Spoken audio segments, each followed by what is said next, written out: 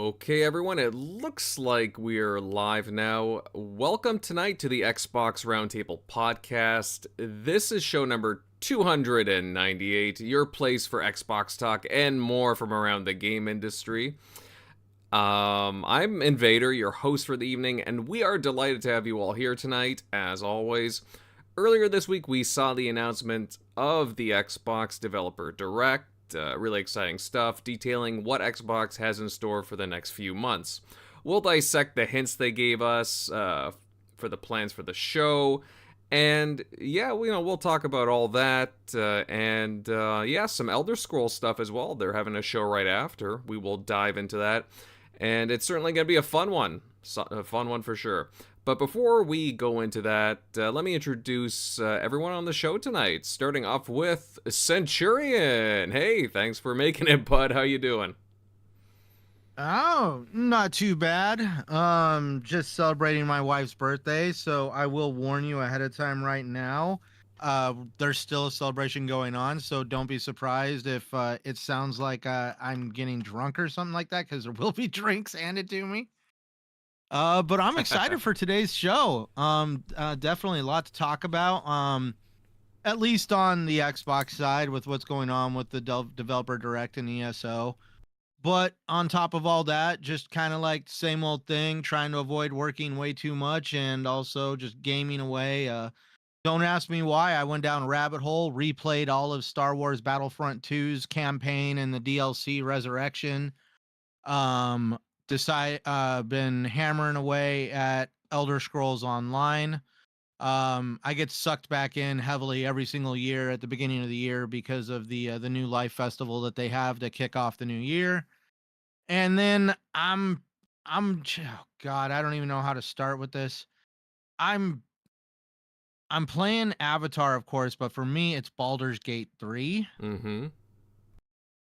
We'll dig into it on the ESO subject, but I'm gonna at least just respectfully say, if you are playing Baldur's Gate 3 heavily and you try to come at me and say that you don't have time for Elder Scrolls Online, you're fooling yourself, because in my opinion, D- Elder Scrolls Online is a slow burn compared to Elder Scrolls. I mean, Baldur's Gate 3 is a slow burn compared to Baldur's Gate 3.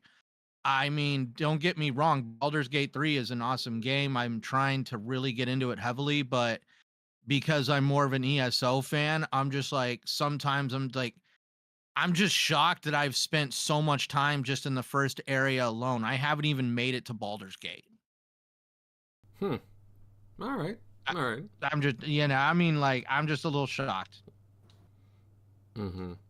Well, good to know. I mean, I haven't played Baldur's Gate myself. I know Well, some people on the panel have, but no, I understand. I mean, it is. the, Um. the only thing that I have a little bit of a point of contention that I've been talking to my wife about is I've watched the whole world lose their mind over Baldur's Gate 3 since it came out.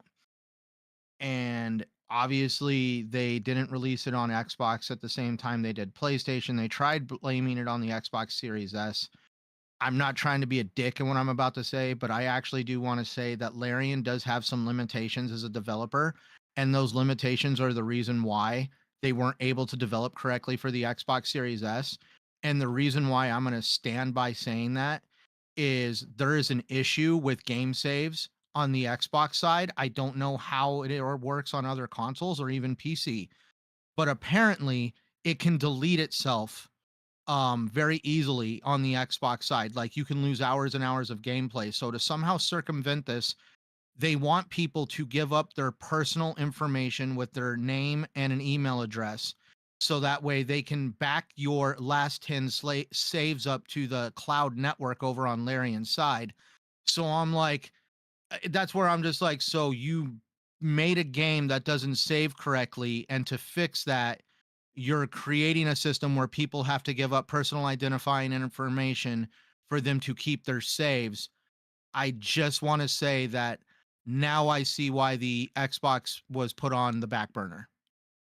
Hmm. Interesting. I was not aware of that little tidbit, or I may have overlooked it. Yeah, yeah, But no, like, I just loaded the game up 2 days ago, and it literally put a thing on my screen that says warning. we're having issues with saved games on the Xbox, but hey, we can fix that. All you have to do is give us an email address. We'll make you an account. And by the way, we'll give you some DLC items for doing that. And that way we'll back up your last 10 saves to the cloud, which is really cool and all. But I just feel like that should be an option for people, because I understand there is some people out there that don't want to give up their email address. So that means you're going to have people out there that don't want to give up their that basically you lose I'm going to say right now, yeah, you lose saves on Starfield, but Starfield doesn't have a huge disclaimer that comes on at the beginning of the game that says it's that freaking bad. I'll have to look into that more, to be honest with you, but yeah, go put on Baldur's Gate 3. It'll ask you to make an account, because like their saves will like dump. Okay. All right, we'll have to check that out. Let's see, moving on down here. By the way, say happy birthday to your lovely wife for me, Sent. Moving on. GeneralMLD, how's it going? Hey, yeah, doing pretty good here. Nice week. Mostly playing Everspace 2 these days on Game Pass. Not bad. It's, purely like ship-based sci-fi kind of game. My kind of thing here. So, yeah, that's me. But looking forward to today's chat. Nice relaxing day. Here we go. Agreed. A very cold day as well. I just stepped outside not too long ago, General, and damn, it is a freezing one out. Yeah, freezing wind. Ugh, do you at least have snow? A little bit. We have a little bit. Well, dude, I mean, it's cold as hell here, but it's in the desert. Like, all you get is cold. You don't get none of the fun of it. Yeah. Yeah. I definitely had to shovel my driveway a couple days ago. So. Oh, you had to shovel. I didn't have to shovel. That's the thing. But you were a little more. Yeah, that's a thing. So yeah. Lucky. Yeah, it's a little bit, but yeah, it's damn cold, guys. Moving on down here. I see Eric Shockley popped in. Shockley, how you doing? Hey, good to be back. Haven't been doing too much. Was trying to do some OG Xbox, like actual console gaming, since I have mine like all decked out and everything, but it won't turn on. So I think I got to recap a few capacitors, so that'll be fun. But that's the downfall with collecting these retro consoles, and then you get your whole setup, fully done and everything, and then you're, and it's not like these consoles have gotten cheaper. They're like stupid expensive now. You can't find them as easy on like Let Go, or just like kind of, those people just trying to get rid of them. Now that people have smartened up and like, oh, well, I can, instead of getting rid of this Dreamcast for $20, I can sell it for $100 on eBay. So it's like when these things go out, but that's why the whole, what is it, backwards compatibility, well, not backwards compatibility, but the importance of not so much physical media, but like importance of access to a lot of these games that are trapped on these consoles. Because cool, I can have my, all my discs of my OG Xbox, some of those games that are trapped on that console, but eventually these, especially OG Xboxes, they're, they have a lot of issues. So those things, even when I've, done all types of stuff to it, like, they can go out, and then those games are stuck there forever. So that's why, access to these games, and not just, hey, is it all on the disc? Well, ain't gonna matter when you can't play the disc anymore. So, but yeah, I've just been messing with that. But we'll see. I haven't messed with a soldering iron in a while, so that'll be interesting. So, but yep, ready to get into these topics. But yep, that's what I've been doing this week. So. All right. Actually, I've been sorting through a lot of my old consoles and games, including like game boxes and whatnot. I should show you some of the stuff that I have. I got like game boxes for like Q*bert and Super Metroid, some Genesis stuff. You might like it. Yes, I was actually in my retro store like it was a couple years ago, and someone brought in a sealed never opened Steel Battalion. Ooh. If you guys remember the whole Wow. setup, and Yeah. never been opened, and they were selling it for 600, and I feel so regretful I didn't just throw it down, because even so 600, that would go for easily probably well over $1,000, I'm sure, right now, sealed. A lot. Wow, that's something. But well, who knows, man? Dude, I don't know how that thing went without being opened that long. So that's crazy. You'd be surprised, man. You'd be surprised. I've seen a lot of things unopened. Let's see. Going on down the list, Grimes, how you been? What's going on, guys? I'm just chilling. Actually, just installed Gotham Knights a few hours ago, so playing that. It's a decent enough game. Not great, but not bad either.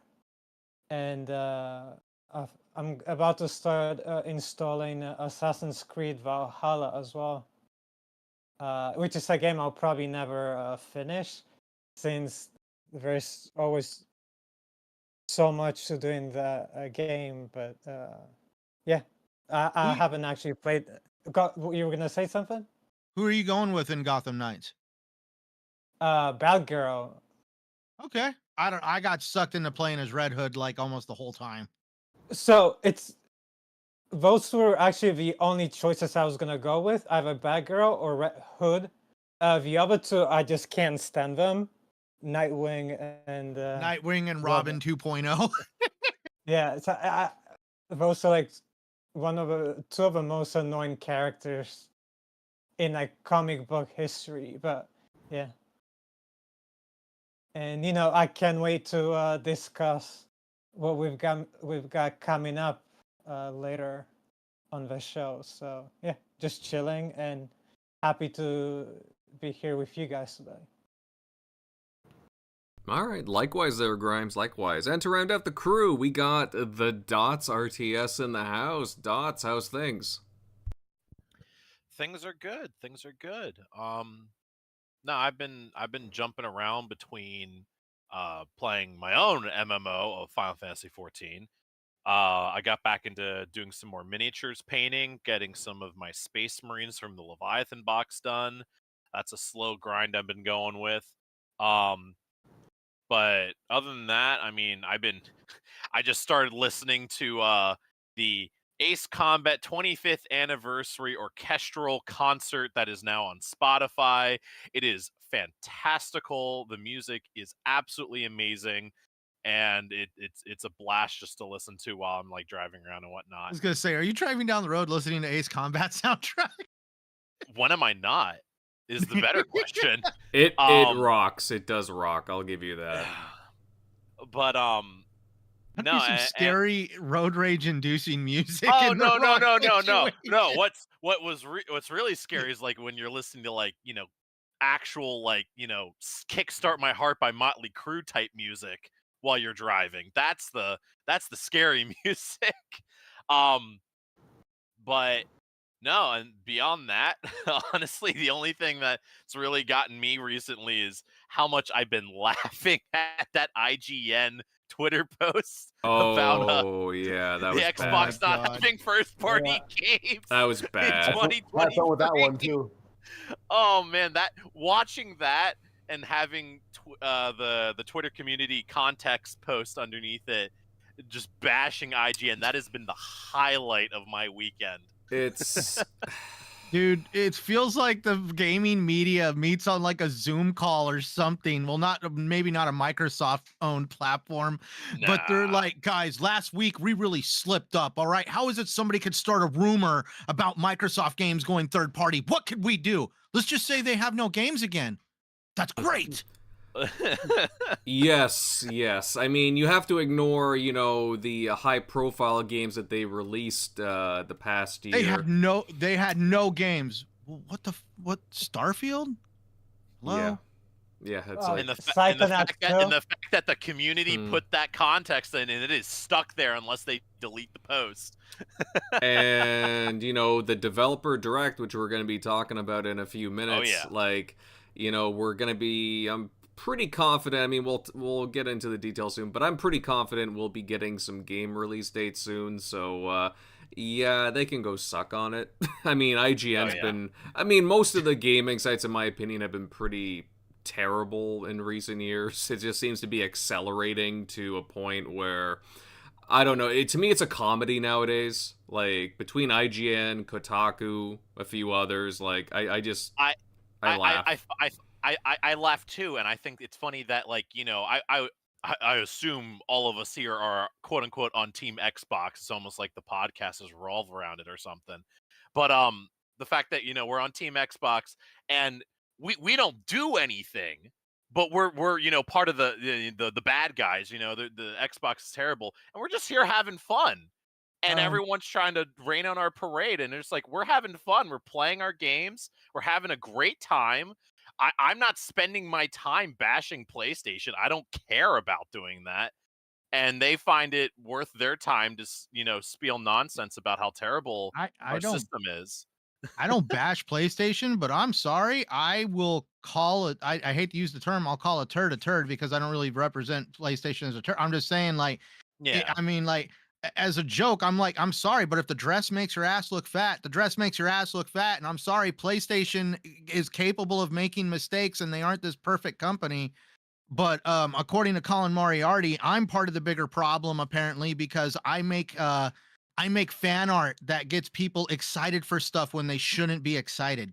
Oh, I know what you're talking. So according to Colin Moriarty, me and all my designs are part of the problem. I really like your designs. Oh, you didn't like Master Chief, the priest? No, you showed it to me. That one was the actually holy so Master good. Chief. No. They prefer Master Cheeks. So Yeah.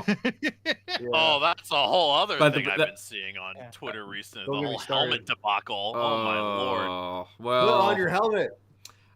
like I'll put that in Having the a Twitter helmet feed. on means you can't convey emotions. Well, Mandalorian seems to be doing fine. well, gee, you have Darth Vader, Mandalorian, Judge Dredd. like Yep. so much. I Yep. mean, you only have a single Halo game ever made. right. Like, I mean, you have to go through the list, but it's pretty damning. Like, I don't know. Maybe we'll save that for another show. But yeah, with season 2 launching at the beginning of February. Ugh.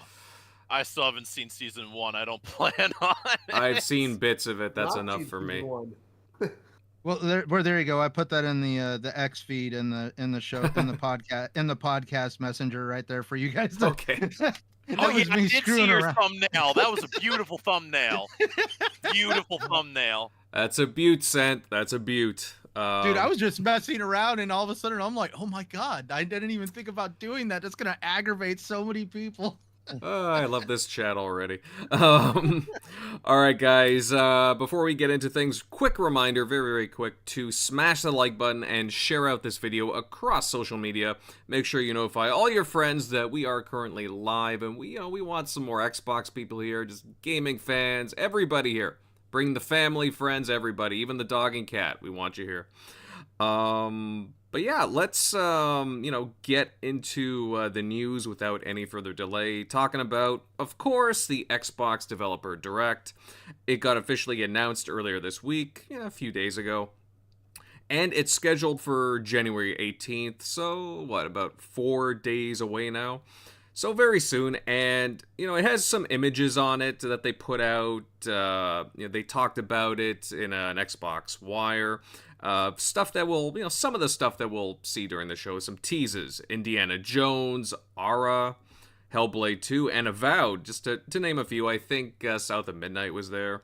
The IPs that we're showing off, there are big ones, small ones, some storied ones, very interesting, with possibly even more things to be shown that are behind their curtain. So, Grimes, I'll start off with you first. What would you like to learn and see of these games, whether it be, release dates, gameplay? Is there something that, you would really like to be showing off, or maybe even shadow drop of some sort like they did last year? What would you like to see?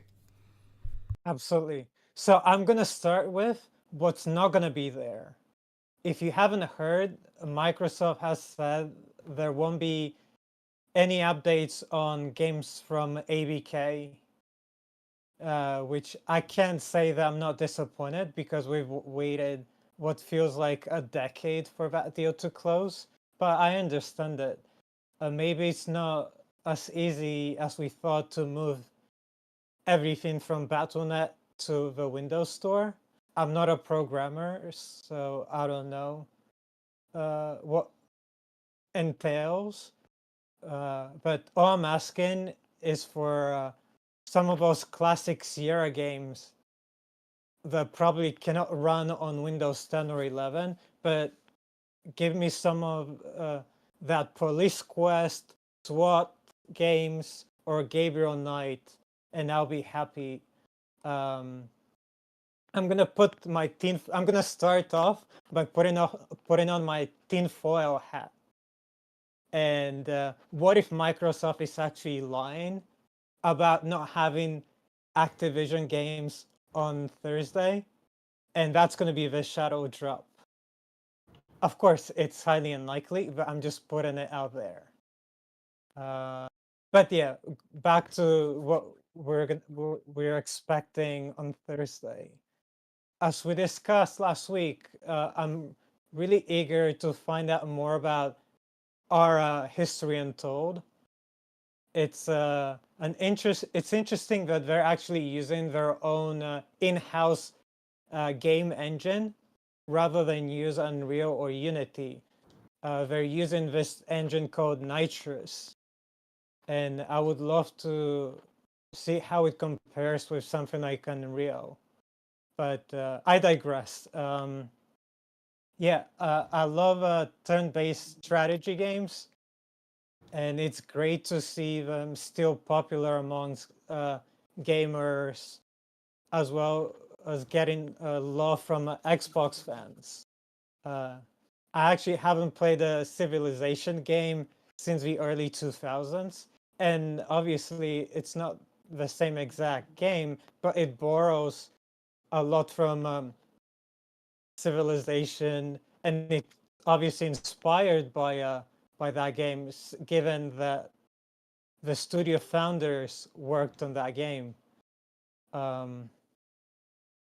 So I'm really excited to see what they bring us on Thursday about that game.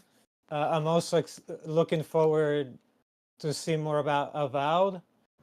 You know, we've heard from people complaining about the art style and that it doesn't look next gen, but it's a topic that I just don't get why people are so bothered by it. It's a creative decision. I mean, do any of you guys remember when people were criticizing Monkey Island, the new Monkey Island game? And that game was so fun to play. It's such a brilliant story as well. Just let developers create the art style they want.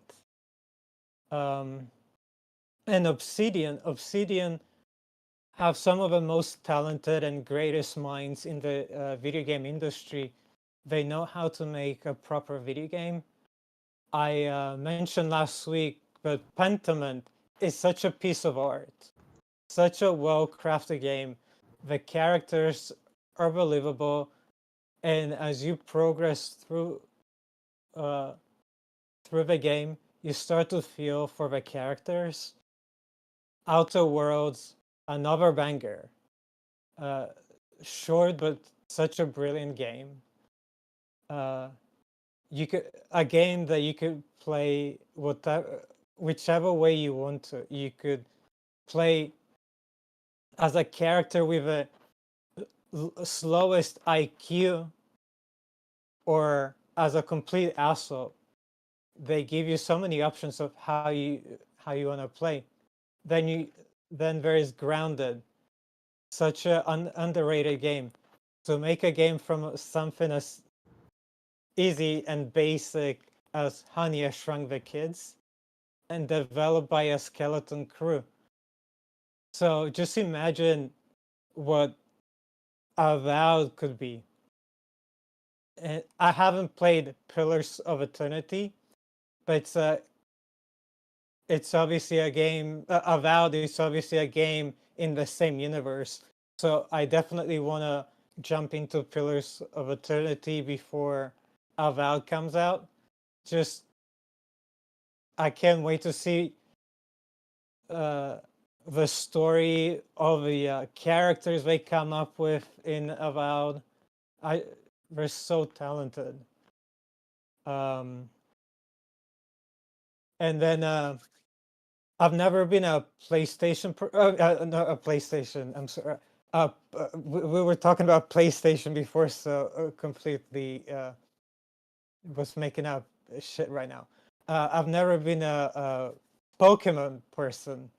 Never played any other games or have watched any of the cartoons. But Centurion mentioned Pal World. Power World. Dude, I've Wait, never played a Pokemon game a day in my life, but Pal World looks cool as shit. Yeah, And I've played too much Pokemon, and Pal World looks cool as shit. yeah. So yeah, you guys mentioned it's like Pokemon, but with guns. So I'm definitely interested to hear more about it. Definitely sounds fun. And it's another game. I know it's not a first party game, but it's another game, but it doesn't have mind-blowing graphics. Who cares? As long as it's fun to play and it's interesting, that's what really matters to me, at least. Yeah, and I mean, it does seem to be. I mean, I wouldn't be shocked if they showed off a bit of it at the Direct because it's coming out, what, the day after, I think? Yes. Yeah. I believe that is correct. Yeah. I'm downloading it the first chance I get because I am so curious about this game. So, dude, my Definitely. wife doesn't even like playing games like that, and she saw it and she's like, I might try to play that with you. And I'm like, okay, I'm down. it just looks so ridiculous. And no, it does have that aesthetic. I mean, everybody's right when they say, yeah, Pokemon with guns. Like, I'm kind of curious, like, All they need is a creature running around saying, Pika, shoot. Oh, yeah, That right. would be amazing. Yeah. Oh, man. Yeah, that's all you need is, like, a little, like, mouse looking PAL little thing, and it has like an AK-47 in its hand or something. Oh man. I mean, yeah. I mean, indie devs are some of the most creative devs out there right now, and yeah, hopefully the game. Go ahead. I'm sorry. No, I was just wanting to add on what you were saying is like, in my opinion, this is what Square Enix tried to do with their game Outriders. And obviously they had a very botched launch.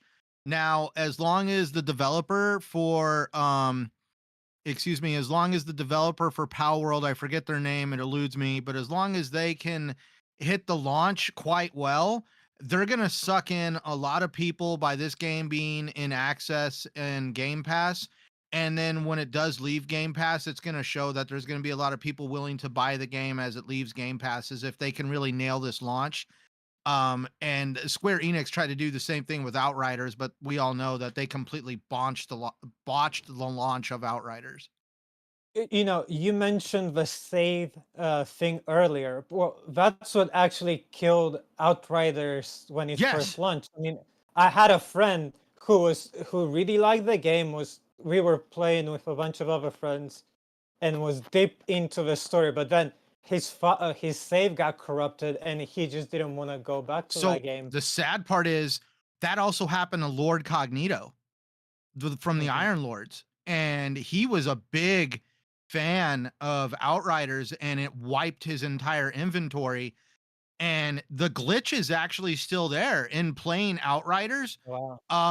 You actually cannot use game resume on Outriders because it actually happened to me. It wiped my inventory, but apparently when you go on their facts page now, you have to completely X out of the game, like turn off the game, like quit it out, and then reload the game, and it will actually do some kind of like cloud check, and it will restore your inventory, which it worked. But that totally, at that point forward, I never left Outriders in game resume. I would just basically close out of the software.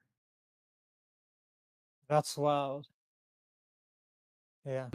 I mean, Well, again, I can't say I was one of those people who had the issues, but I know what you mean. They were present. I do remember Lord Cognito's issues. That was actually one of the big blows. Was Lord Cognito came out after being like, dude, Outriders is like great, and then all of a sudden he comes out and is like, my inventory's gone, and everybody's like, what? And in a game where your loot is based on how long you play the game and what level you grind up to, and to basically have your inventory wiped, that's like hours of gameplay gone. That's a shame. I mean, actually, I need to get back into Outriders. I know I've said that for a while, but I did really like the feel of it. The feel is great, and the story is solid, in my opinion. Yeah, I I mean, like the like, intro. I finished it. Yeah. Yeah. And another problem it suffered from, it was a lot of the bosses were sponges. Yeah. I will agree with that. I'm going to say right now, towards the end, because I was really grinding my character up and I played as the trickster and you learned certain things, there was times I would one-shot a boss. And that was because I would like run up and just, I mean, if you know how to play the game properly, you just set the character up to one-shot him, but also at the same time, like, I don't know about in the beginning, but now you can mess around with the world tiers and adjust your difficulty based on if you're playing solo or with a group of people. There's like 15 different difficulty settings for the game. Yeah. Interesting. Now, circling back to the direct. I just what else? Go Is there ahead. anything else, Grimes? Yeah, so obviously Indiana Jones, I'm sure everyone here is excited to hear more about it. I'm wondering if I would like it to be like the new Tomb Raider games. I'm wondering if it's going to be third person, first person. We don't know any of those details yet, I believe. I actually never played any of the Indiana Jones games that came out on the original Xbox. I think that the last Indiana Jones game I played was in either late 90s or early 2000s, which was first-person Indiana Jones games. But yeah, I'm just wondering if it's going to be first or third. Is it going to be like Nathan Drake type of game, or Tomb Raider?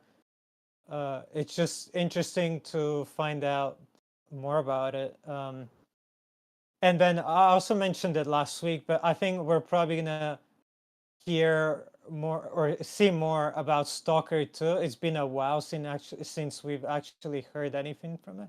But if we don't actually hear or see anything, it's okay too.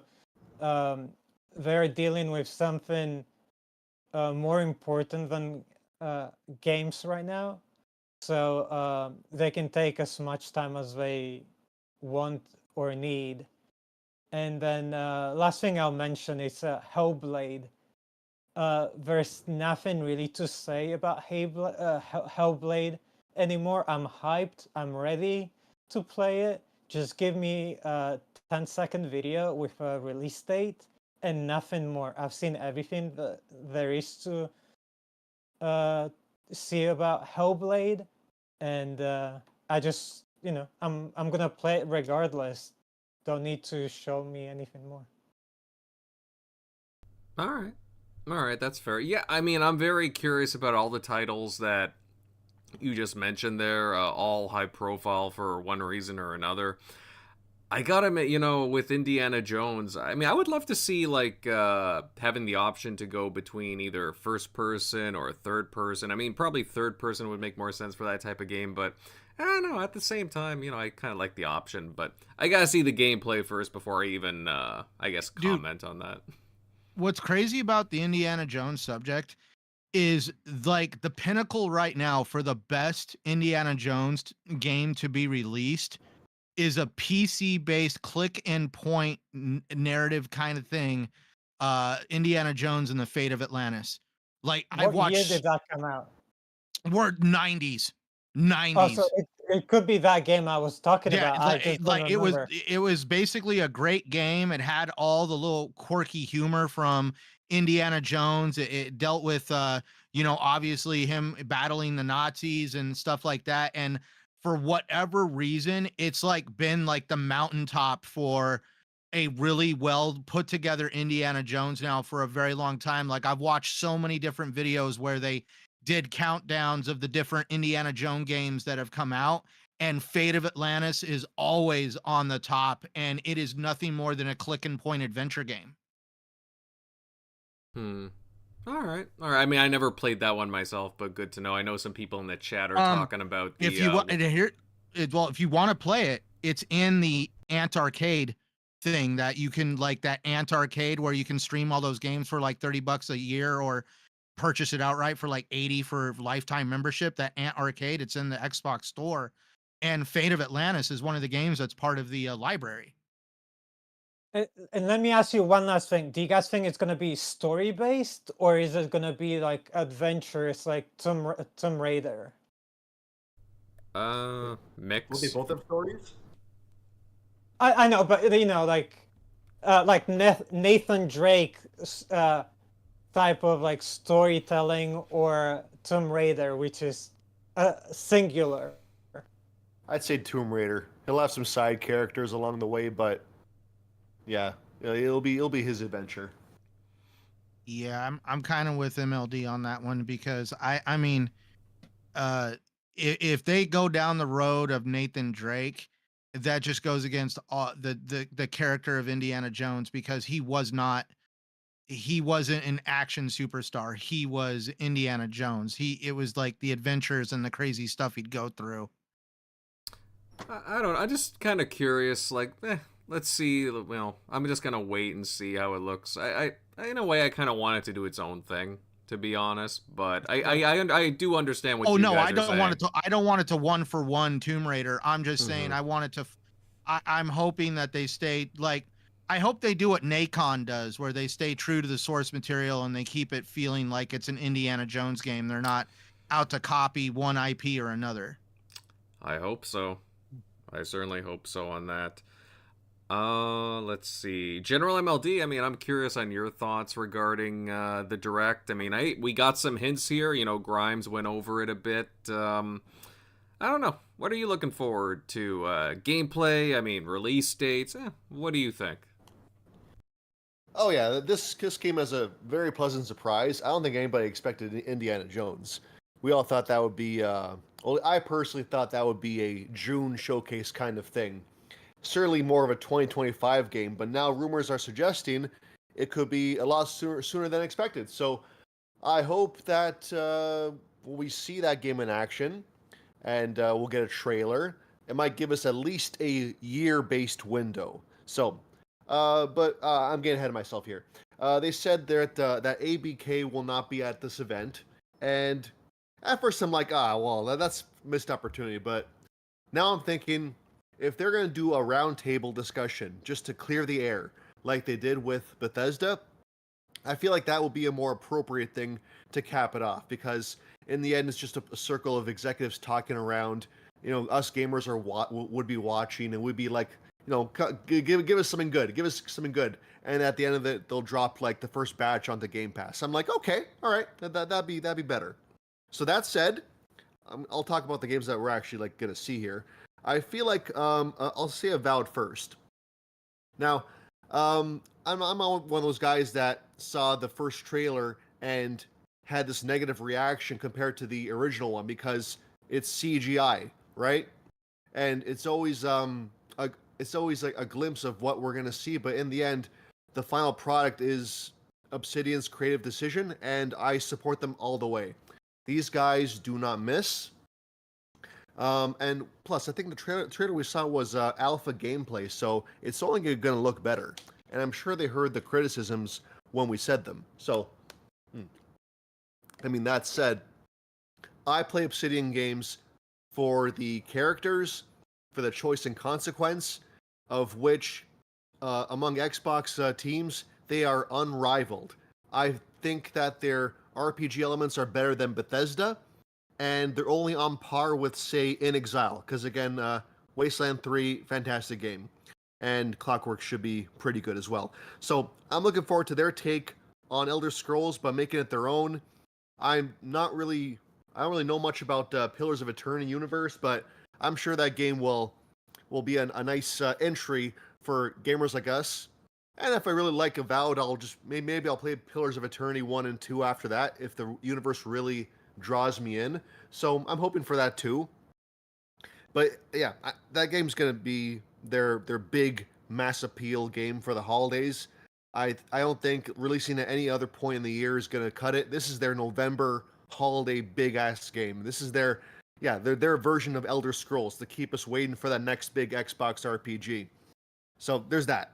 I hope we see some gameplay. It looks better, and we get a solid release date, hopefully. Now, Hellblade 2 is next. This would be the game that is, I don't think it'd be as mass appeal friendly, but it would certainly give Xbox the third person narrative chops that a lot of gamers are hoping that they would do. And Hellblade 2, it just takes it up a notch in so many ways compared to the original, and it's so unique. I really stand by the first game, just because the whole voices inside your head kind of thing, like they are the narrative in a way. Just the whole premise that you're this mentally handicapped person, but you're kicking ass. You're killing Vikings in this very primitive time. So it's very unique kind of game. And from what I've watched the dev diaries, and it looks like you're gonna have different. The actress, the Senua actress, she was doing different combat styles, different weapons, I feel like different costumes. So just the combat itself looked messy. It looked like just hectic, like all the screaming, like it's just really good. These guys are just artists, and I'm glad they took their 5+ years to make this game. Looks like exactly what they set out to make. So if I had to guess on that game's release date, I feel like it's either Q1 or Q2. We've seen this game now for a few years now, like multiple trailers recently at the Game Awards. I feel like this game is the most further along in development. So this will be a great Q1, maybe Q2 kind of game in the summer. So there's that. Ara, obviously it's a more niche genre, but like I haven't played a Civilization game since Civ 2. And I haven't played a new one since, not because it's bad, but because it was so addicting. It was so good.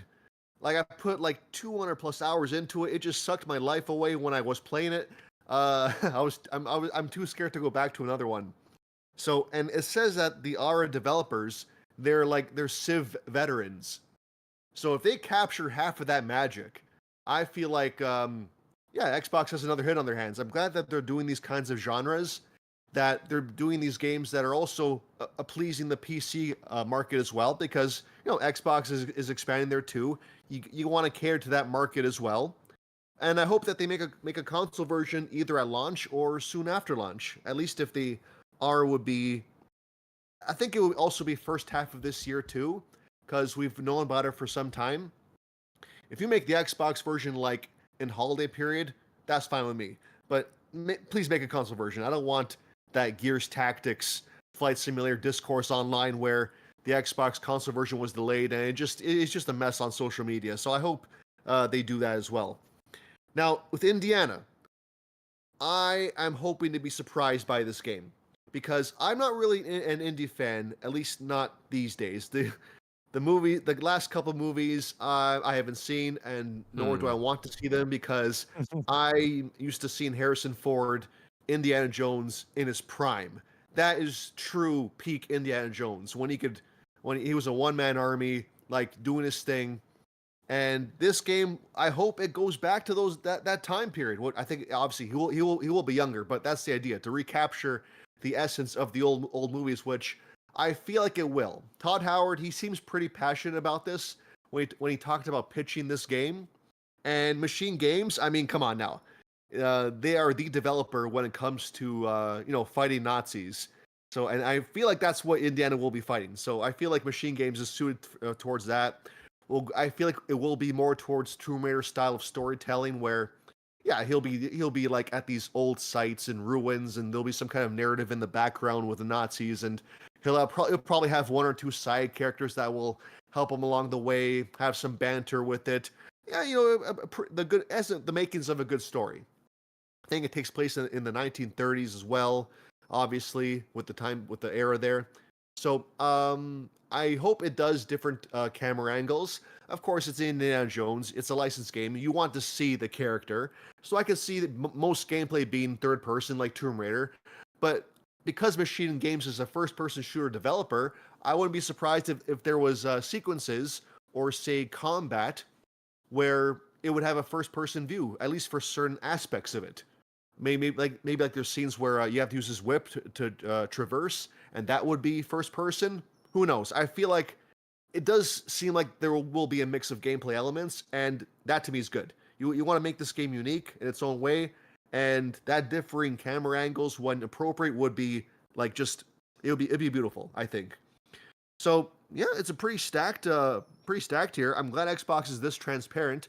If I were to guess on a surprise, my gut is telling me it's Double Fine. Because, yeah, 2.5 years since Psychonauts 2. We know the code name of their upcoming game. I don't think it'll be a shadow drop. If it is, fantastic. But I feel like we'll at least get an announcement, because their social media was a bit active earlier this year. And I feel like they wouldn't do that for no reason. I feel like we'll see something soon, like some tangible gameplay, and maybe even a release window, perhaps. So yeah, that'd be my take. Those guys are just creative geniuses. Psychonauts 2 was such a trip playing that campaign. There's nothing quite like it with these developers. So I'm hoping those are the guys. So yeah, that's it. Yeah, not much else to say. I'm just glad Xbox is being this transparent. Like, we're getting trailers. You would think gameplay for all 4. Release dates for, I would say some. Not all. That'd be expecting too much. But at least half should get a firm release date. And yeah, this year looks to be like an even better year than the last if they play their cards right. So I'll end it at that. Mm-hmm. I mean, I would be pleasantly surprised if there was another shadow drop. That being said, yeah. What would it be? Like, well, I'm trying to think of the Xbox studios that they own that have been quiet for some time. So, like, those Roundhouse, they've been quiet. I know in the chat they were talking about how there's been some preloading being able to go through right now, including for South of Midnight, Compulsion's game. I think people said Clockwork Revolution as well. I mean, to me, I don't think either of those games are going to be shadow drops. They're a little too big, in my opinion. But then again, I could be mistaken. You never know. Yeah, I feel like they would need a proper marketing cycle, though, because they're a little higher budget, especially Clockwork. Yeah, Hi-Fi was a niche game, a great game, but you could tell it was a lower budget game because of the stylized graphics. It could afford to be a word of mouth kind of game, you know? So I'm trying to think. It would probably be a AA or single A kind of game if they do shadow drop. And I'm trying to think of what could it be. Like, what studio could it be? That's the mystery. Yeah, could be Double Fine. Or hell, I mean, Jesse Darby in the chat, Towerborn maybe? Possibly. That's true. Yeah. Mm-hmm. I mean, the thing is, guys, we're kind of spoiled. There's lots of good games we could choose from. But also, again, not to get anybody's hopes up, we don't know if there's going to be another shadow drop, but there's still going to be plenty of games to talk about. We might get a reveal, but we'll see on that front. Yeah, I feel like if they do a shadow drop this year, we as gamers will expect a shadow drop every year from now on, like as a standard. And that might be a bar that might be a tad unrealistic. So I'm just thinking of that too right now. So maybe just an announcement would suffice. I don't know. Mm-hmm. Or, I mean, what if it's not even like an Xbox first party game? I know this is like more of an Xbox developer event, but you know, what if it's like a big third party game that you know, they're just like, hey, you know, we know you guys have been wanting this forever. You've been bugging the crap out of us. How about, you know, here's the Final Fantasy remake, for example, available on Xbox right now. Yeah. Oh, or the Oblivion remaster. That would be a nice thing too to see. That would be something. Oh man. Especially if it was the Unreal Engine 5, but the gameplay is the same as the 360 version. If those rumors are true, that game will look very pretty. Mm-hmm. Mm-hmm. No, I agree with you there, MLD.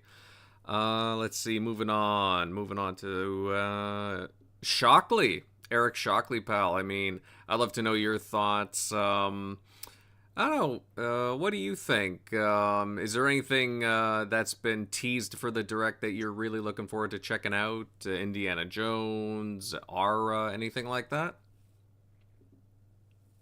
I'd say probably looking forward to see what they're doing with Indiana Jones. Since we haven't obviously seen any glimpse of that. I'm hopeful. I'm pretty sure it's going to be third person, since obviously that was kind of the worry with Blade initially when we first saw the first few seconds of that. You're like, oh wait, is this going to just be first person? But which they announced that one being third. So I think they would obviously.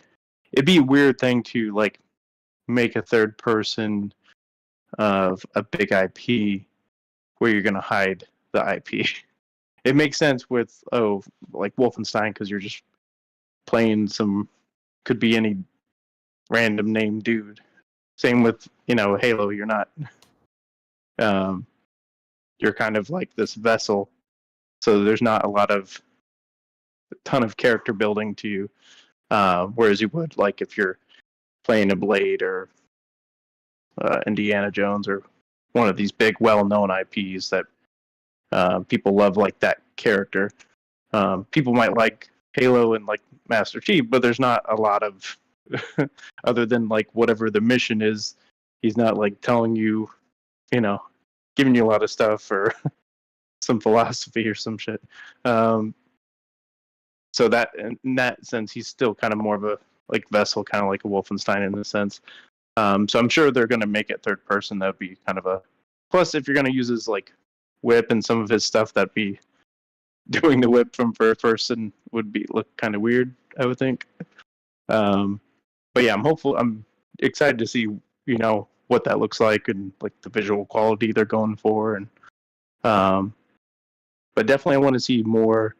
I'm hopeful they'll show off instead of just a sizzle reel, which they've kind of been doing lately with Hellblade. Hopefully it's, hey, we're gonna kind of like they did with Halo when they first showed it off.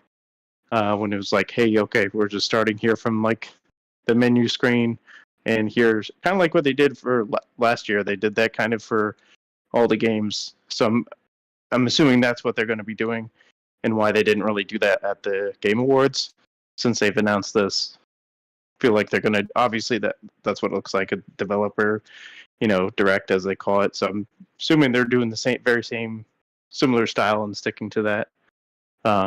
Because I think that's still people's worry is like, okay, they did see the combat, but a lot of it kind of looked similar to the old one. So this is where they can kind of go in depth and show, oh, we have made it a deeper part of the game. It's not this like shallow part of it where it's like very simplistic and just simple and there's not much to it. So hopefully there's a lot deeper parts to it, or maybe move sets or just different things you can do. So hopeful that they'll show that off, and just show it from like, hey, you're starting at this mission or you're starting at this point of the game, and just kind of show it play through and not just like a sizzle reel what they've been doing. I'm trying to think. Oh yeah, and definitely Avowed. Hopefully that was addressed as far as like, I'm okay with the visual style, but they did kind of that's why I guess you don't do CGI stuff like that to show off the teaser, unless it's really close to what you think you're gonna nail. Just kind of like with what was it, Undead Labs, State of Decay 3, when they showed off whatever that teaser was, that makes it seem like, oh shit, this is this is a State of Decay. Like, this is a completely different visual, looking version of this game that you've seen from the past two. So it's like, okay, is this what they're going for? And then if they finally show it off and it's nothing like that, then it's just like, people understand that when you play like Diablo 3 and the cutscenes look amazing, because you know what the game is completely different. You already know that going in, so you're not like pissed that, hey, Diablo doesn't look like the cutscenes. Well, obviously it's a completely like top-down type of game. But when you show off stuff like State of Decay, how they did that, that's where people kind of, and rightfully so, get upset of like, wait, I thought that's not what you showed me. So it still looked good, but when you set up those expectations, that's where you're gonna, instead of setting proper expectations, people would have gone in like, oh, that's the game that you first showed off, cool, it looks just like you've shown it, versus you kind of set it up, now people are like, oh, now it's being downgraded, and then it gets people to lead on, oh, is that because of the 1S or whatever the narrative becomes. So hopefully they maybe polish it just a little bit. Obviously that might be alpha build, hopefully. I mean, we've seen this before where they've shown off gears, but that was kind of like in betas where like, oh, this doesn't look that great, and it was like, oh, well, it's just the multiplayer beta, and then you see when they throw the actual finished product, like, oh yeah, this looks fantastic visually, but they never showed it off at like a show being like a lot lesser than what they initially were kind of presenting it to be. So I think those are the big three. I haven't seen or heard too much about the other one. I think that was the only time I've ever heard about it, when they do up that splash pick of the games that they're going to be showing off. So be interested to see what that is about. Hopefully they also do show, maybe not a shadow drop, but maybe they at least put a surprise in there. Maybe show off a little bit more of Clockwork Revolution, maybe, or maybe just an announcement. They probably wouldn't do that because that's probably when they would have already put it on the docket because it's a known game. But maybe they'll show us or announce something cool or some teaser of something that we didn't know about.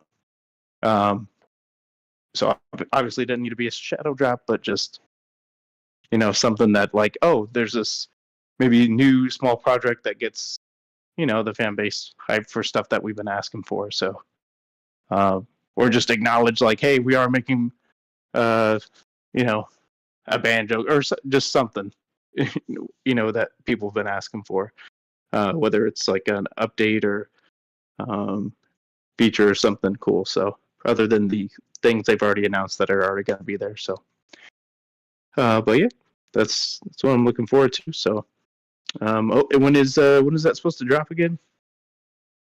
Is it this week? The 18th. Thursday. So Thursday. a couple of days away. Thursday. Okay, cool. Make sure I send my calendar. Mm-hmm. I mean, it would be cool if they had a little announcement like, again, no shadow drop, but here's Banjo-Kazooie or something, reveal, something like that. That would draw a lot of eyes. Let's see here. Moving on down. Who we got? Centurion. Again, what are your thoughts, pal, on the Direct being officially announced? I mean, obviously, we've been talking here about, quite a couple of really high-profile games here. What are you hoping to see? Again, any release dates, maybe gameplay, something else? Well, going into it, at least because we're all kind of commenting on it. Because I know what people are even gonna already say about, like, with the ABK thing. Right off the get-go, let's just face it, ABK is not going to be treated like Bethesda was when they got first purchased with the great big hey, this is what we're doing and all this other stuff, because at this point, Microsoft has to tread lightly. Like it or not, you just have to accept the reality that there is technically a CMA liaison that's part of the process with ABK now. And they also got the FTC still looking around trying to chase a bone of some kind when it comes to ABK in general. So I can understand why Xbox is going to literally kind of like treat them with kid gloves or whatever the hell you want to call it. So that's where, like, we've all heard the rumors, like at least people on this panel, that ABK would probably more than likely get its own show, but in due time when Microsoft feels comfortable in being able to put out some kind of a roadmap that isn't going to be like somehow drag them back in the court, giving out another PowerPoint presentation. That being said, at least for this show, what I'm excited about is obviously, like the same thing everybody's excited about, Indiana Jones. It would be nice to see that character really get his get the character itself really get the glory that IP deserves in the gaming world. Because let's face it, like I was talking earlier, like the pinnacle for Indiana Jones games right now is a point and click adventure on the PC. And that is where I would like for it to get the same love and treatment that we've seen with the Tomb Raiders, the Uncharted style games. No, I don't want the game to look like any of those. I'm just saying that you've seen how those characters have really been shaped and sculpted, and now they're just definitely major franchises in the gaming world. And let's face it, with Harrison Ford hanging up the hat to no longer want to play Indiana Jones, we either have so either they got to find a new character that people don't revolt around to keep the game, to keep the franchises going in theaters, or we can keep the franchise alive and feeling the way it should in the video game world. And I really do feel like at this point in time, Indiana Jones would find a very good home in the video game spectrum, and that's where they would be able to get a lot of people to discover an IP that, let's face it, I like how GeneralMLD said it. With the Crystal Skull, we had the introduction of aliens. I have yet to see the Dial of Destiny, but the original three Indiana Jones are definitely movie history that hopefully this will cause people to want to go check out that part of Hollywood when, before all these CG effects, you had to literally figure out how you're going to melt someone's face off when they look inside the Ark of the Covenant. So Indiana Jones is one I'm definitely excited for. Avowed, another one, because of, let's face it, Obsidian has done really well put together RPGs. Everybody's been frothing at the mouth for them to do another Fallout New Vegas. But this at least goes down that road of, a fantasy style RPG that at least looks like it's going to be at least a first person perspective. Definitely will, because I know right now, like the premier RPG for Xbox is Elder Scrolls Online. And it would be nice to see if by somehow we could put another feather in the cap and have yet another fantasy based RPG outside of what we're used to, and be able to establish themselves into yet another reason why the RPG world is alive and well over in the Xbox side. Speaking of Elder Scrolls Online, we all know that they're going to have a show after, but I also do see they're going to do what they did last year, where there's going to be people that are only going to tune in for the developer direct in general. They are not going to watch the show afterwards for ESO dedicated. There is probably going to be like I wouldn't be surprised, at least a 5-10 minute segment in the show for Elder Scrolls, just to get people to want to watch that show afterwards. And that's just because of what Elder Scrolls has going on with the franchise itself. Ara, I really will say that I'm not. I have tried to get into Civilization games. They are addicting, but I just haven't found like it as like a crack addiction where I have to keep going back. I get my fix and I just stay away for a little while and then go back. Um, Hellblade 2. I will be absolutely honest. I still have yet to play the original Hellblade.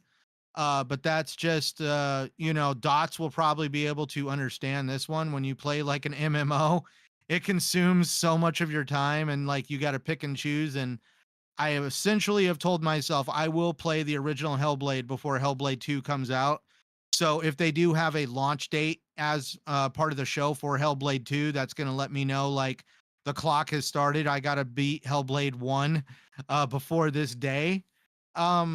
So at least I will have to say though, the show definitely has my attention, at least for the 3 out of the big 4 games that are going to be talked about outside of ESO. And then finally, if by some chance there is like a 5th developer shoot in somewhere, snuck in, I'm not going to sit here and say we need shadow drops and all this other stuff. All I'm going to say is that I know like a lot of people want to see Double Fine, but Double Fine is not exactly on my radar because I mean Kiln looks cool. I enjoyed Psychonauts too, but I'm more for wanting to know more about Clockwork Revolution or hell, just throw it in there. Let's find out what the initiative is. That one we're talking about, the one that's working the crystal dynamics on Perfect Art. Yeah. Yes. Yep. That's Yeah, correct. Yeah. So like I would just kind of like, give me 10 minutes of like, hey, let's talk about the initiative and how things are going over there. Cause I'm not exactly saying that if they shoe in a 5th developer, they have to come out on stage and say, this game is pretty much getting ready to cross the finish line. It's going to shadow drop and all this good stuff. I have no problem them being like, hey, let's talk about one of the games we haven't talked about in a while. Like somebody here mentioned, it was Shockley with State of Decay 3. It'd be great if we got 5-10 minutes on that, just kind of like, it would be nice if they spent 5 or 10 minutes on just one of the games that they've talked about that's kind of like sitting somewhere in like the whole mix of things that we know it's going to happen, we just don't know when. But I would have to say, if we're going to talk about a bigger a game that's more of a solid one, it would be like Clockwork Revolution, because we've heard a lot of stuff talking about that recently over the past few months, and that's kind of one that's got my attention just because I get those BioShock vibes. Mm-hmm. Do you think we'll see Pokemon with guns there? See, that's where at least with when me and Crusader were talking about it, we thought they were going to shadow drop the game at the show for Power World, saying, hey, it comes out today. It obviously got announced early and it's going to come out Friday or the day after the show. That being said, could we see Xbox decide to launch Power World a day early in Game Pass? I don't know. All right. All right. Again, I mean, it's still coming the day after. I guess we'll have to see. But I do see them kind of hinting at it because let's face it, Power World, that's going to be, I don't want to say that's the big game launch of the starting off the year of 2024, but we'll at least say it's the first games as a service launch in 2024. And it definitely has a lot of attention. And I'm just really hoping, because that's where I really do feel like I'm very trepidatious about games as a service, because service games are those one video games where if they don't work out, you could lose a lot of time and money very quickly. No service game is always going to be active forever. That being, I've got a lot of time and money wrapped up in Elder Scrolls Online, but that's where, at least with service games, I always have to say that, you either get it right out the gate and at least have a solid product that isn't buggy or have major issues, because as we talked earlier, we've seen what happens when games don't really nail that on the head and they have a lot of technical issues. Mm-hmm. No, well said. Well said. Well, I mean, we don't have too long to wait, so only a couple of days away. So, well, we'll wait and see. All right, Dots. I'm curious what your thoughts are. rounding out the crew here. Again, only a couple of days away until we get to the direct. Got some good stuff on the docket. Avowed, Indiana Jones, Ara. I know you're a big RTS guy. Again, what are you looking forward to? What specifically do you want to see and hear from this direct? Yeah, well, first you gotta keep in mind, Aura is going to be turn-based, not real-time. No, of course, yes. But that doesn't matter as much to me. Those styles of games, I very much enjoy. It's definitely not a turn. If it's turn-based, I don't want it because I was playing a lot of Age of Wonders 4 when that came out, and every time they drop a DLC, so that's still in my docket. But anyway, back to the direct. Honestly, as you can guess, yeah, Aura's definitely my heavy hitter of what I'm interested in. Crusader constantly reminds me that he's going to yank me into that game with him. I remind him that I have been trying to yank him into other games, and he has not listened to me. So it's not really a fair split on that regard. But no, R looks interesting. I love Civ 5, Civ 4 and 5. I played both. So I'm looking forward to that. And then honestly, out of the rest of them, the main one I want to see more is the Indiana Jones game. I don't I have a feeling we might not get actual gameplay. We're just gonna get, maybe some stuff in the engine, whether it be like, some snippets of a cutscenes or whatnot.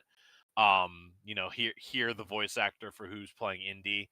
Um, and kind of just get a sense of what the game's going to look like with the engine they're using and whatnot. So that's my hope for at least seeing that. And then at the same time, I don't see them dropping a release date for that game. I probably it'll probably say 2025 or something. I could be wrong though. As for the rest of them, I'm excited for the people who are excited about them. I can't wait to see more of what's dropping. I know a lot of people are really happy about Hellblade too. And I think we'll get some dates. I think we'll get some gameplay for some of them. And I don't think we'll get a shadow drop. I have a feeling we might get maybe like a beta test announcement, or like an open beta test announcement going on. Because I think their quote unquote shadow drop might be involved with Pal World and how that's coming out the next day. So I think that's their, hey, this is our partnered game that we're working with. That's, this is going to be your game to play tomorrow, quote unquote. But no, yeah, so Indiana Jones, I'm looking forward to seeing more. Avowed, I haven't really honestly looked that deep into, but I've seen Obsidian stuff, and I'm hopeful for it. Aura, that's kind of my take, my kind of game, just with what I like to play. And then Hellblade, like I said, I know a lot of people are excited for that one after the first one, and so hopefully they'll get more of what they want out of that. So you guys covered a lot of the other good stuff. Now, you're a Final Fantasy fella. I've seen a lot of chatter go on about, maybe they might have a big third-party thing to announce and drop. Oh, hey, this is going into Game Pass, or this is coming to Xbox, whether it be the Final Fantasy remake or another game. I don't know. What are your thoughts on that? Because I've been seeing a lot of that on social media. I don't know. That's unfortunately kind of I won't say a risky subject, but like, obviously we know 14 is coming to Xbox, but that's obviously an MMO. That's a whole different beast. Getting Final Fantasy 7 remake on Xbox, if that's an announcement that happens, that's gonna be huge. Obviously you'll have the other side being like, oh, only took you when did that game come out? 2 years ago now? sometime. 2020. Something like that, 2020. yeah. Yeah, 4 years ago. I'll say 3.5. I don't know. Good lord. So yeah, no. So we got it really late. But at the same time, having a little bit more Square Enix involvement on the Xbox would be great, because I mean, like, it was big enough for me back a couple years ago when they dropped Kingdom Hearts 3 on the Xbox, like, day one.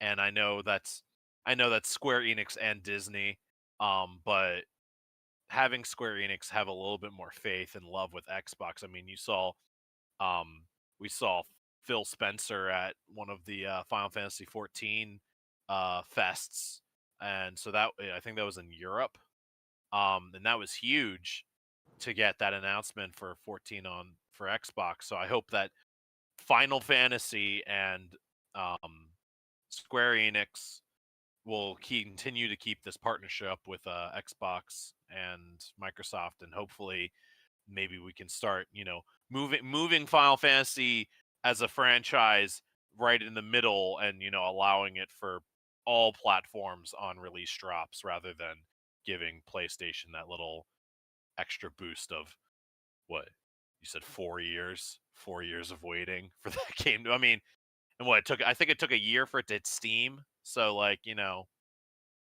little late on that ball, but hopefully, like I said, with these partnerships and movements and working together, we can, our future lineups, maybe won't have to wait as long for Final Fantasy 16 to hit Xbox as well, because that's still a new game that's on the docket. Not as beloved as 7 Remake and 7 Rebirth and 7 this and 7 that coming out. But that's what's popular, and that's what Sony wants to keep in their pocket. But hopefully we'll get that movement. I don't want to say push towards Xbox exclusive. I don't think that will ever happen. But having Xbox share in the love on release, so that more people can play it, because I think Square Enix is seeing the numbers of that. More people is better than exclusive, because more people means more purchases. More purchases means more money in their pocket. More people passionate about the franchise. I see it as a absolute win, as Hulk would say. Indeed. Guys, any other comments regarding the direct? Yes, no? All right. I mean, look, we're guaranteed to see new gameplay, or first gameplay for that matter, and release dates, right? I mean, they're setting up for, basically this quarter, right? The next quarter, January, February, March, April, hell, even May. Look, it's going to be... We're going to get some good stuff here. Let's just put it like that. And while I'm not going to bet on a shadow drop, I will say we probably will get something, whether it be a tease for something, new game, etc. There will be something there. So, look, again, I'm just happy that Xbox does this. They don't have to do it, but now they got so many darn games that, hey, they can do something like this, and I'm happy. Again, it gets me really excited. Guys in the chat, hey, please let us know that you're enjoying the show. Smash that like button, share out the show, let everybody know that we are currently live. And of course, sub to the channel if you're new. I'd love to have you stick around. Always great to see new faces here. But with that said, we sort of touched on this earlier, but we certainly cannot forget the show right after the direct, with Bethesda showing off what's next for their big MMO, Elder Scrolls Online, the next adventure to be set in the region of Tamriel. Now, Centurion, you were kind of touching on it earlier. You've been on an adventure in that world for the last, 10 years? Yeah, I think it's the, 10-year anniversary, something like that. What kinds of things are you... For me, it's 8. Okay. All right. Okay. For you, it's 8 anyway. That's a long time. That's a lot of dedication. And I know you You love that game to no end. A lot of people do. But what kinds of things are you expecting to see, and well, just in general hoping to see in this reveal? So, I'm gonna be upfront. I have played the hell out of Elder Scrolls, but I am not some of those that have been like so dedicated into like the world and everything that franchise has crafted, where they've talked about like. So here's the thing, each region has its own story, and that's where I feel like the game has been going on for so long at this point. I'm just like, what region are we going to do next? Because like the last region that they did for last year, Necrom, takes place in the region that was actually part of the DLC, I believe, for like, I think it was the Dragonborn DLC for Skyrim. Skyrim even got its own expansion. Like, see, that's where it's to understand Elder Scrolls, everybody's like, oh, I like Morrowind. Well, you could go visit Morrowind. Well, if you wanted, Skyrim is technically, it's kind of like, it's kind Skyrim is like being like, oh, I like the Southwestern United States, but that's not the entire United States. Like, this is where Elder Scrolls Online is a massive, massive game. There is a lot of stuff there. And like I said earlier, there's some other RPGs out there that are extremely in-depth, very time-consuming. And I know a lot of people hear the word MMO, they're like, oh my God. I will definitely say, at least for me, Elder Scrolls they've gotten rid of a lot of grindy parts for those that just want to go in and play the game. And if you like want to get into the grindy stuff, then, more power to you. Or you can always just hit up somebody like me that's, because I have a character that's that old in the game and then I've done a lot of the grindy stuff, where you could come and find me and be like, hey, can you make this piece of armor for me? And as long as you give me the materials, I will craft you a piece of armor that literally takes months to get to get the skills that are needed to make certain stuff. And that's where with Elder Scrolls Online, I'm hoping, at least when it comes to what I would like to see for the game, is what I have talked about earlier in other shows, is I would like to see a little bit more focus on crossplay. I would also like to see people be able to transfer their progression to another platform. I'm not going to say it should be a free for all and you should be able to migrate your account between to different platforms whenever you want. I just feel like at least once a year you should be allowed to transfer your account to another platform if you want to switch. I also just do feel that it'd be nice if you could have a character that you can go to both the European and the North American servers. So if you have friends that play, like I have a lot of friends in the UK, they play on the European servers, and it'd be fun to join them without having to build a completely fresh new character. So it's just quality of life stuff like that I would like to see in Elder Scrolls. But when it comes to the game itself, though, like, this is going to be a fun year as an Elder Scrolls fan, because we are now going into, like you said, the anniversary. They are going to have a 1 year anniversary. Like, they're going to make the anniversary events last 1 year, starting April of this year.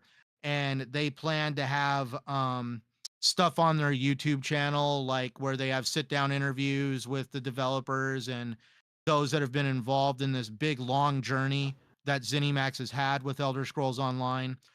There's going to be numerous in-game events. And some of, like, in my opinion, I've played Destiny. Their events are cool, but it just doesn't, like, I feel some of the events for Elder Scrolls Online are very whimsical in nature. Like, if you like, some of them aren't very taken seriously. Like, you don't have to go in and get in this big event and grind out to get a cool weapon. They literally have one event called the Jesters Festival, where people dressed up in jesters outfits and they throw pies at each other and they just do this stupid stuff where they have like fireworks that shoot out of their pocket. And one of the things that you grind for is you go around and you do certain things and you come back and you trade in these tokens to get these little essentially a loot box. And as you open these loot boxes, you'll get certain fragments of a pet. And that's like, you're got to collect like 4 or 5 of them, and you'll have a pet that is literally a pig dressed as a princess. So you can walk around with this pig dressed as a princess as your pet. So some of the events are like very fun and whimsical in their nature. But that being said, dude, Elder Scrolls Online, I never thought in 100 years I'd get wrapped up in a game like this.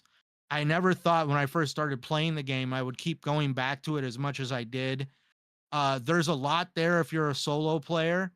And when you start getting like through the stuff where if you feel like you are like, oh, I'm tired of playing alone, you can join guilds. What is swimming? I got 800 and it's good for him, but it doesn't come close to a real. Yeah, I would definitely say that. It is definitely a different experience than a normal Elder Scrolls game. That is for sure. Because in an Elder Scrolls game, a typical Elder Scrolls game, you are treated as like you are special. You are the most special person that has ever been born. The Dragonborn and all this other stuff. The game revolves around you.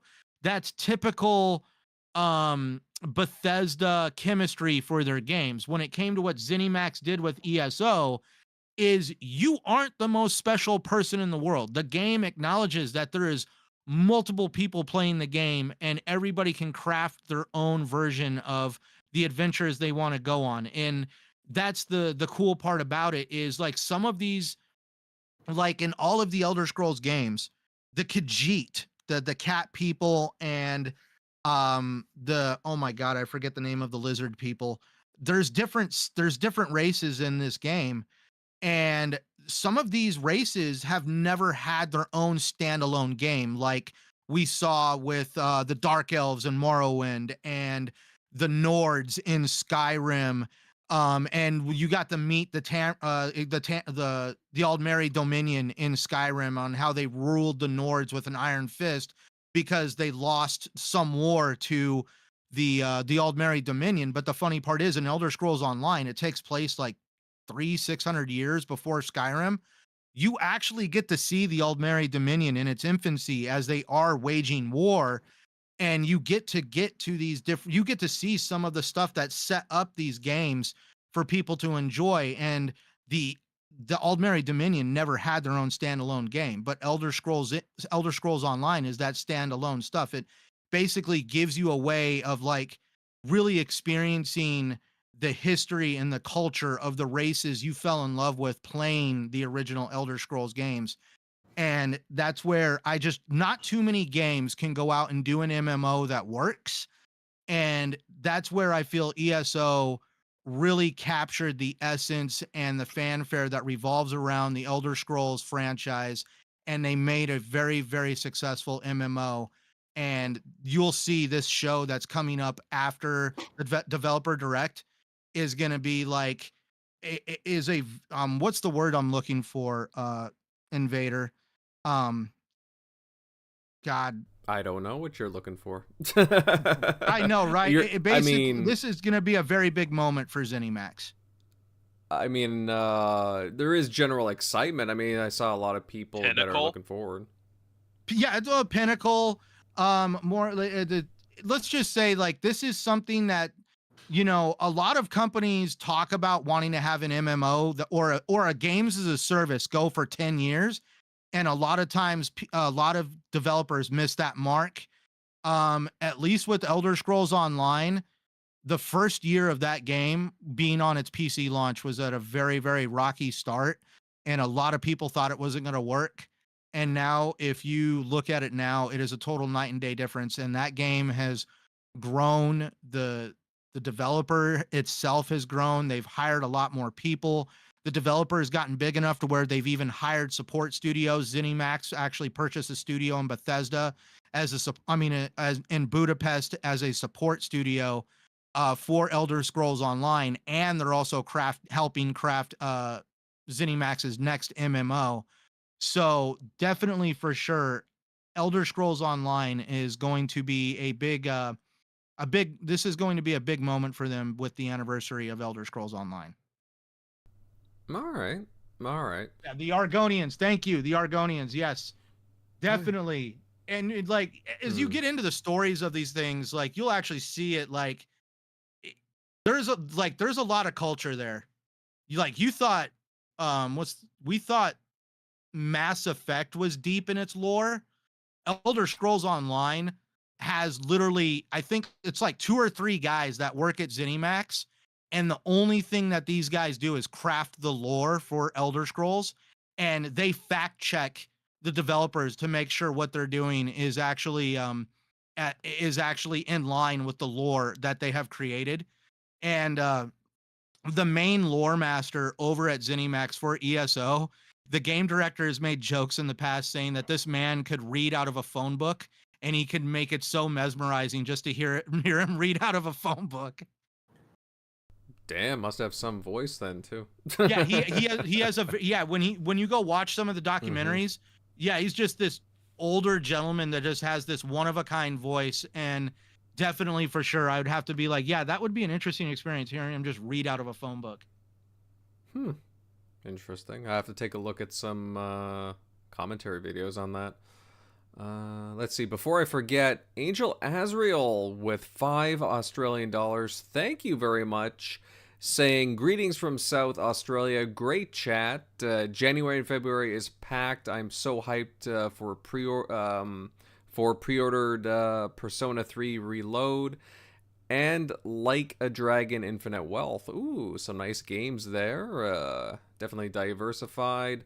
Honestly, nice pick, as I'm glad you're looking forward to those games, Angel. And yeah, lots and lots of good stuff coming. It's only the beginning of the year. And hey, great to have you here as well. Great to have you here. Let's see. Guys on the panel, anyone else looking forward to the Elder Scrolls Online show after the Direct?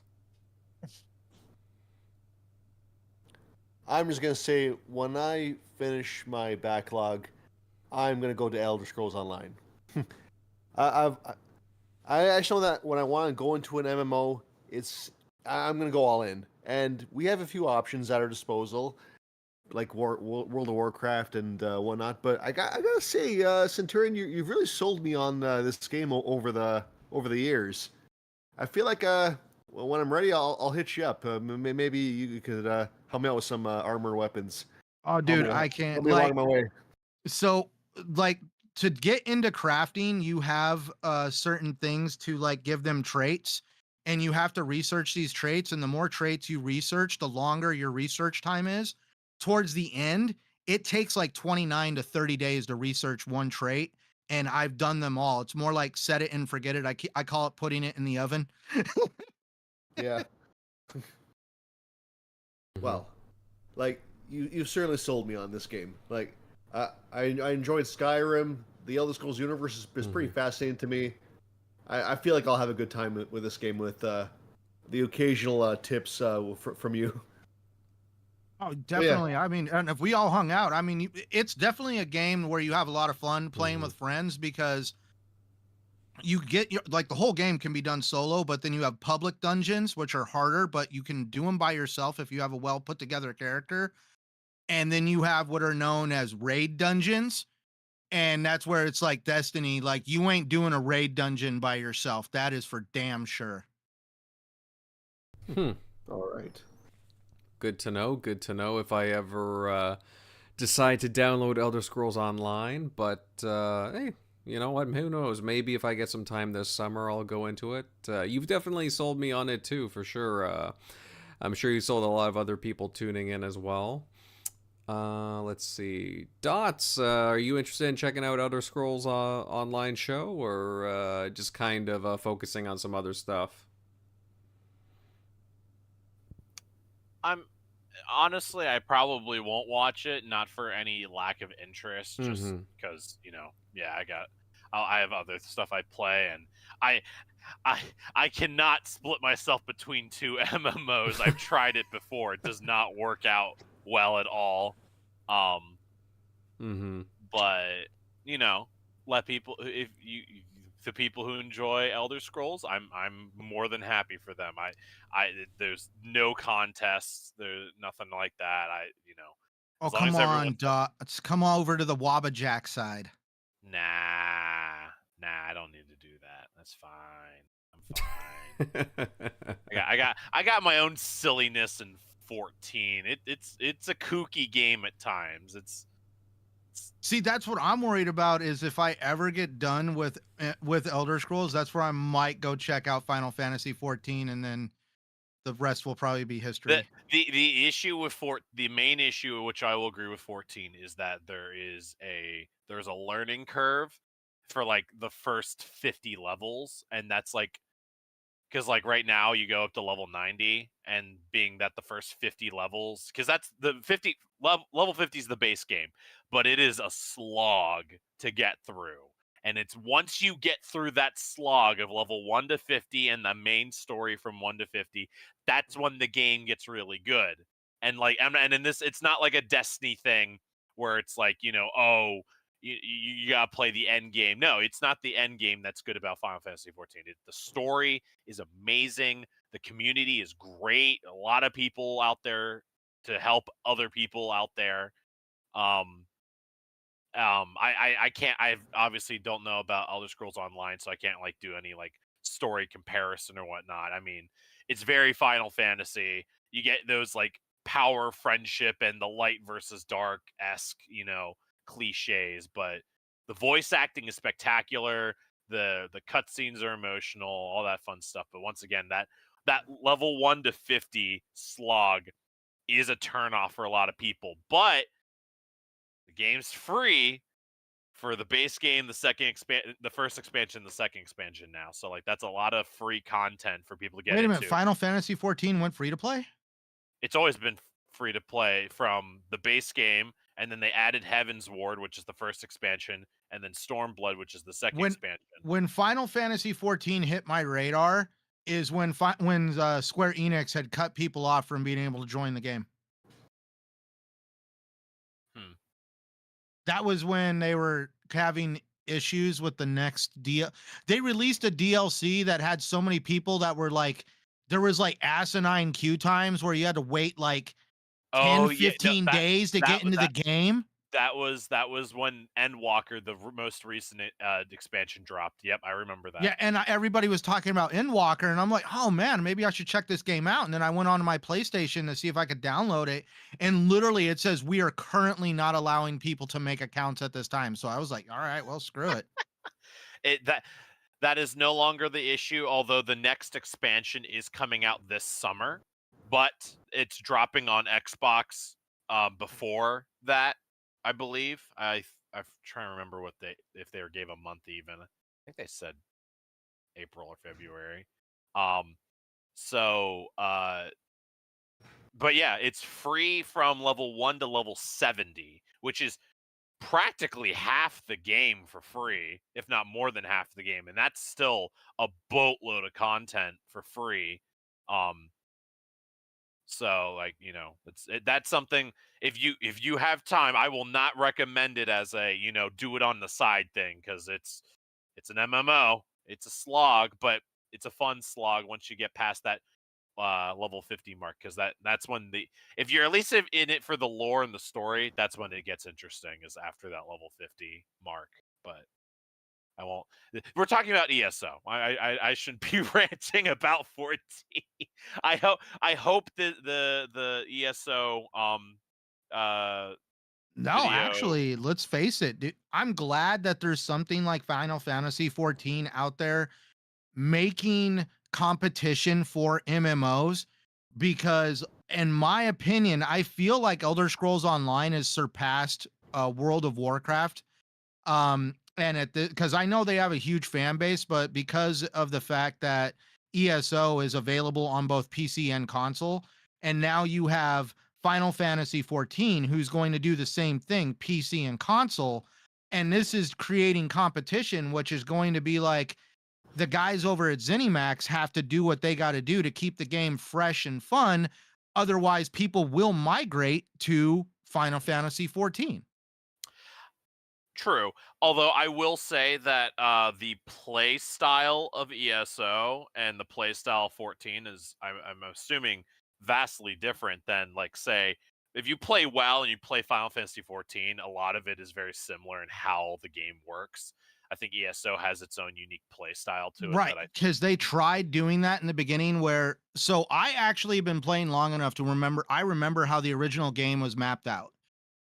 Each country or world had its own level cap, and if you were a level 10 character and you tried to go into a zone that was like level 40 or level 50, you'd get your ass handed to you.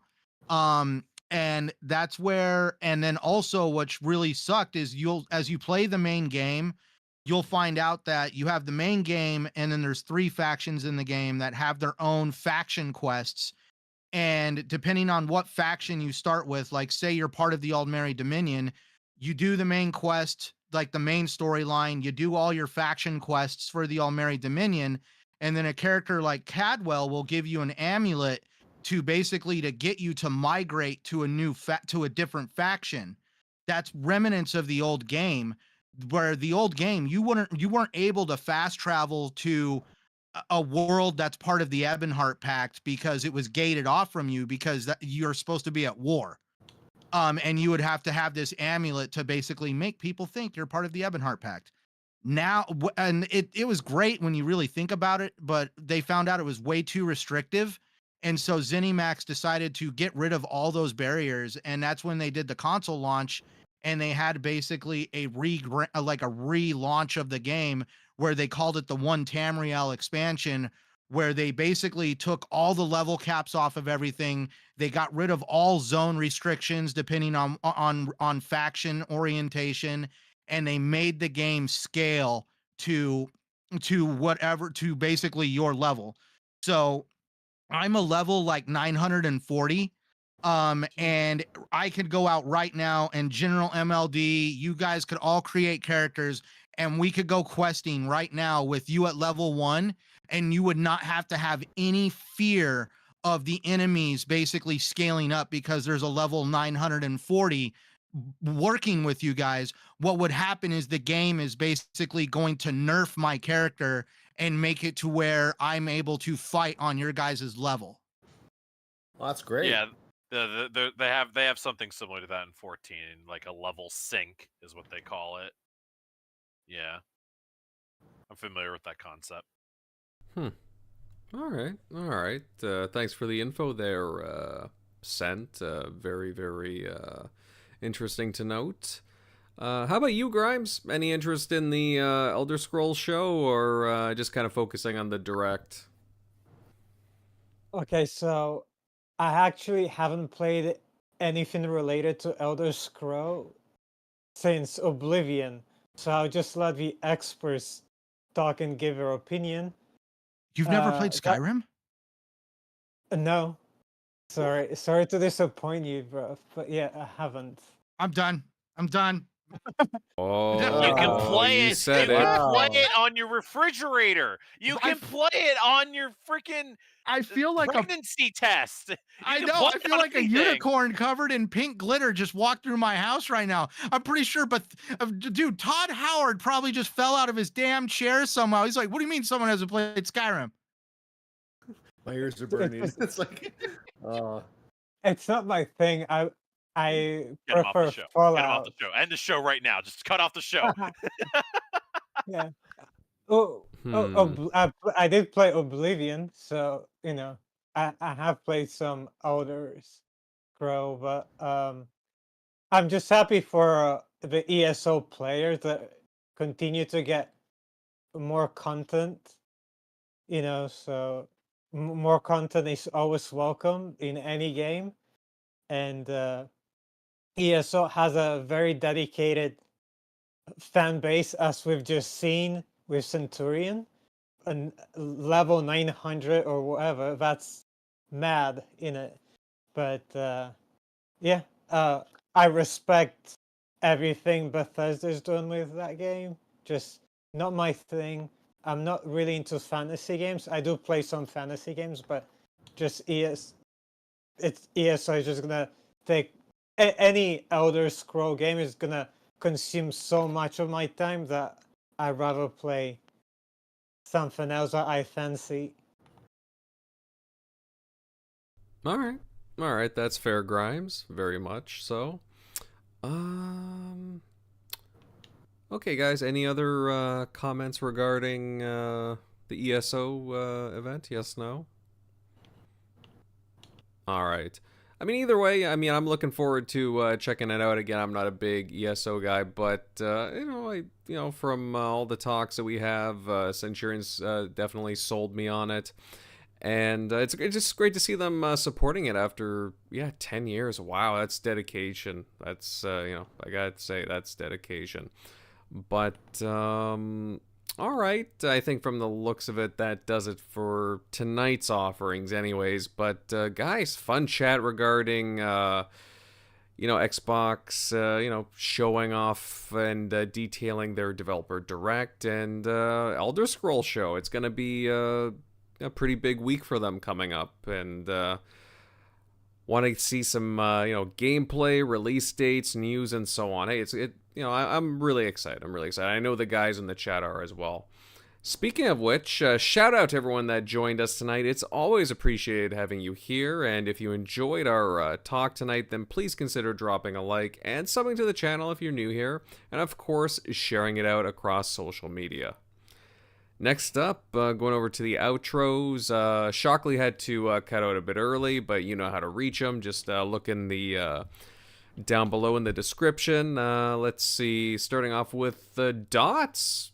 Dots, hey, good stuff tonight. Where can everybody find you? Heck yeah. Will always love my Sunday nights. You can find me on Dots RTS on Twitter and on Xbox. And yeah, I'm it's going to be a good week. We got some good shows to watch, and then we have Pokemon Gun version coming out this week. So, everyone gets a win. Yeah, I'm there with Pokemon with guns. Definitely looking forward to Pal World as the hours go by, the days, and so on. It's definitely going to be a surprise. All right, next up, GeneralMLD. General, hey, again, good stuff tonight. Loved your commentary as per usual. Where can everybody find you?